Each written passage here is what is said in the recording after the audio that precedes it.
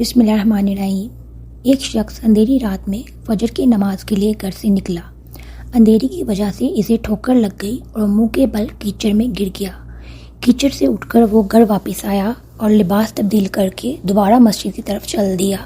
ابھی چند قدم ہی چلا تھا کہ دوبارہ اسے ٹھوکر لگی اور وہ دوبارہ کیچڑ میں گر گیا۔ کیچڑ سے اٹھ کر وہ پھر دوبارہ اپنے گھر گیا، لباس بدلا اور مسجد جانے کے لیے دوبارہ دروازے سے نکلا۔ جیسے ہی وہ اپنے گھر سے باہر نکلا تو اس کے دروازے پر اسے ایک شخص ملا جو اپنے ہاتھ میں روشن چراغ تھامے ہوئے تھا۔ چراغ والے شخص نے چپ چاپ نمازی کے آگے مسجد کی طرف چل دیا۔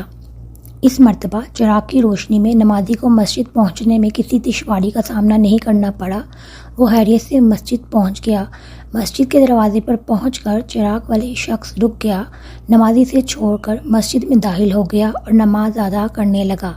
نماز سے فارغ ہو کر وہ مسجد کے باہر آیا تو وہ چراغ والا شخص اس کا انتظار کر رہا تھا تاکہ اس نمازی کو چراغ کی روشنی میں گھر چھوڑ آئے۔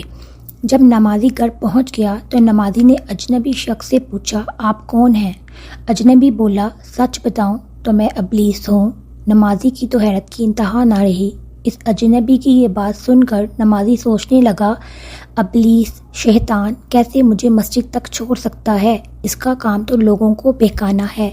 تو اس شخص نے بڑی حیرت کے ساتھ ابلیس سے پوچھا، تجھے تو میری نماز رہ جانے پر خوش ہونا چاہیے تھا، مگر تم تو چراغ کی روشنی میں مجھے مسجد تک چھوڑنے آئے۔ ابلیس نے جواب دیا کہ جب تمہیں پہلی بار ٹھوکر لگی اور تم لباس تبدیل کر کے مسجد کی طرف پلٹے تو اللہ تعالیٰ نے تیرے سارے گناہ معاف فرما دیے۔ جب تمہیں دوسری ٹھوکر لگی تو اللہ تعالیٰ نے تمہارے پورے خاندان کو بخش دیا، جس پر مجھے فکر ہوئی کہ اگر اب تمہیں ٹھوکر لگی تو اللہ تعالیٰ کہیں تمہارے اس عمل کی بدولت تمہارے سارے گاؤں کی مغفرت نہ فرما دیں۔